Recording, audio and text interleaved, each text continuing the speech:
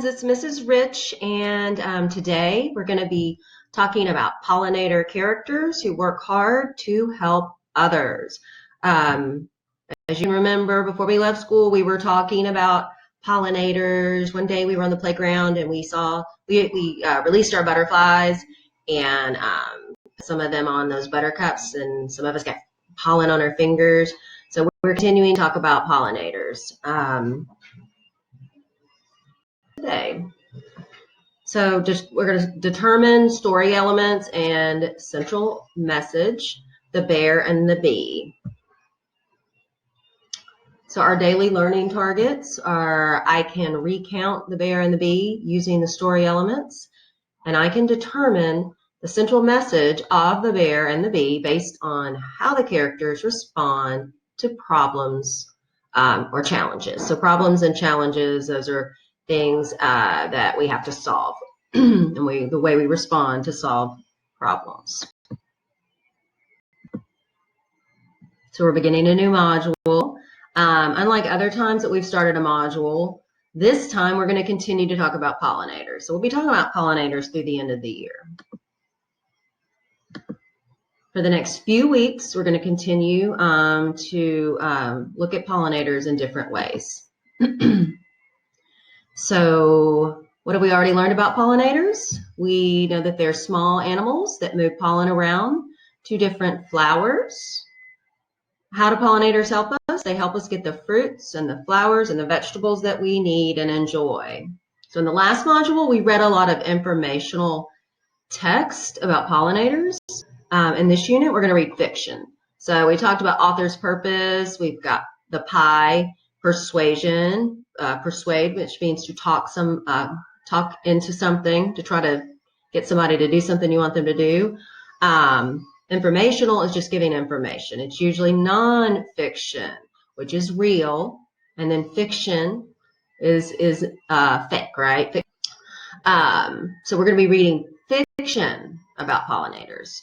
Fiction is a book with characters and settings, and they have beginnings, they have middles, they have an end to the story. So we're going to be doing all of that today. So the title is The Bear and the Bee. Once there was a pollinator named Little Bee. Little Bee lived in the forest. Little Bee was buzzing by when he spotted Big Bear. Big Bear was taking a nap. Little Bee buzzed close to Big Bear.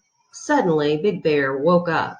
He cried, "Little Bee, you know I could kill you with my giant claws. I will let you live because you make honey, which I love to eat." Little Bee thought. He said, "Big Bear, you are much larger than me, but one day you might need my help." Big Bear laughed and said, "You are tiny. How could a silly little insect ever help a powerful creature like me?" Little Bee thought again. He did not say anything. He just buzzed by and flew away. Later, Little Bee heard a noise. It was a hunter.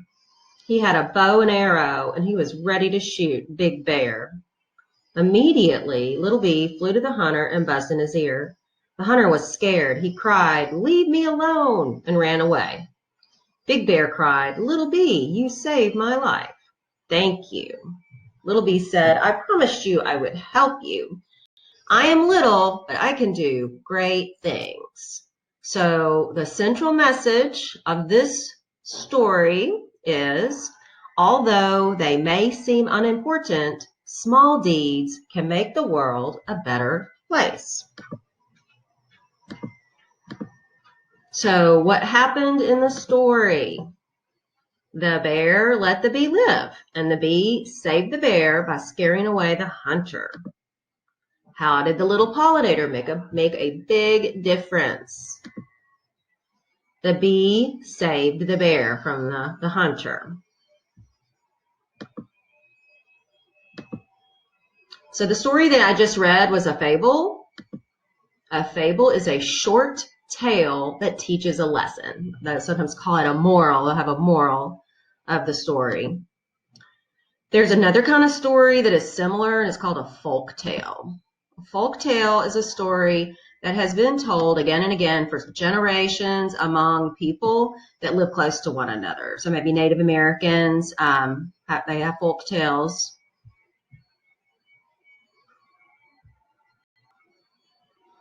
So here are some other folk tales that we'll be reading in the future. The Little Hummingbird and The Lizard and the Sun.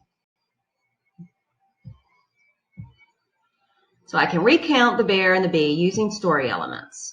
And the prefix re means to again. Recount means to retell with only the most important details. To practice recounting the story, we're going to do a sorting activity.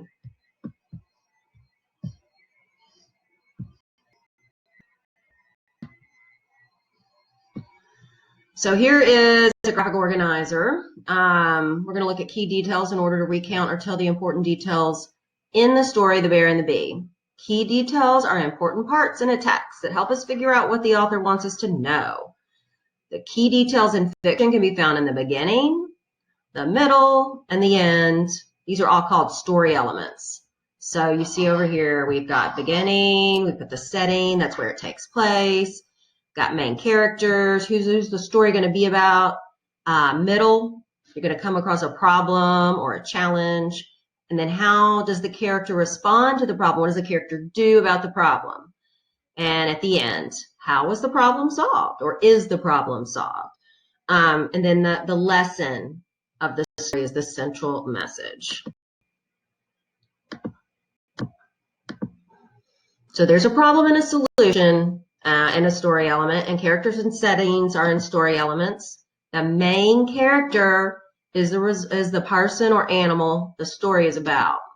The setting is where the story takes place, and the problem or challenge is something difficult to understand or deal with, respond to. The response is a feeling or action that immediately follows something else.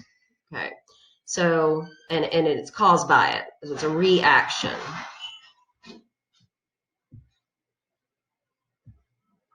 We're going to use this graphic organizer to sort key details. The bear and the bee. Replace in the correct spots.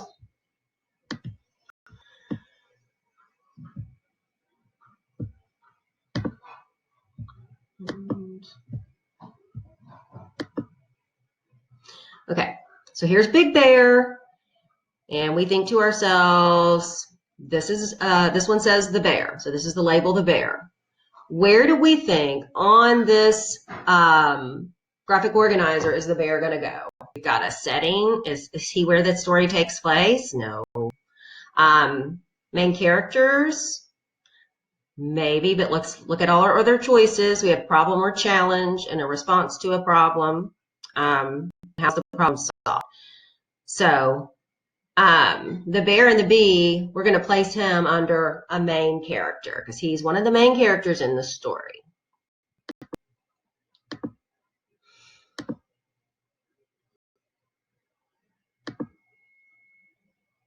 So if we don't, so we're going to sort the different other parts of the story and decide where they go in the graphic organizer. If we can't remember something that happened, we always go back into the text to find the answer. So who are some of the characters? We have Big Bear. He's one of the main characters. And Little Bee. Then the setting takes place in the forest. So what's the problem or the challenge of the story? The problem or the challenge? Here's our choices. The hunter cried, "Leave me alone," and ran away. I don't think that's the problem. It says later Little Bee heard a noise. It was a hunter. He had a bow and arrow and he was ready to shoot Big Bear. That might be a problem, but let's look at our other choices. Immediately, Little Bear flew to the hunter and was in his ear. That is more of a solution. Little Bee buzzed close to Big Bear. Suddenly, Big Bear woke up. Not a problem. He cried, "Little Bee, no, I can kill you with my giant claws. Let you live because you make honey, which I love to eat." That wasn't a problem. And then we have Little Bear said, "I promise you I will help you. I am little, but I can do great things." This is kind of at the end of the story. So I think it's where the bear, the hunter was going to hurt the bear, right? It says later, Little Bee heard a noise. It was a hunter. He had a bow and arrow. He was ready to shoot the bear, big bear.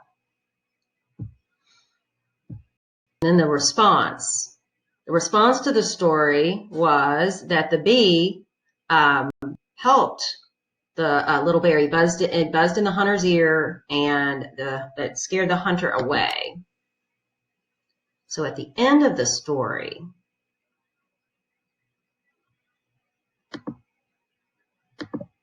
he saved the bear's life. So we're going to use the most important parts of the details to retell our story that we read. So how would you recount the story that we read? Little Bee woke up Big Bear in the forest. Big Bear was mad. They let him go. Little Bee said he would help Big Bear because Big Bear let him go. Big Bear didn't believe that Little Bee could help. Then one day, Little Bee scared away a hunter and saved Big Bear's life.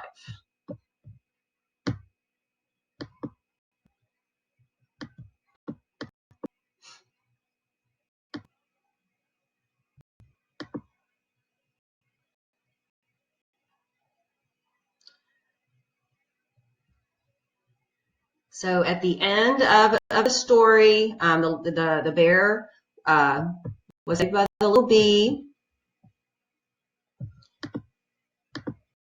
and we determined the central message of the bear and the bee based on the characters and how they responded to the problem or the challenge.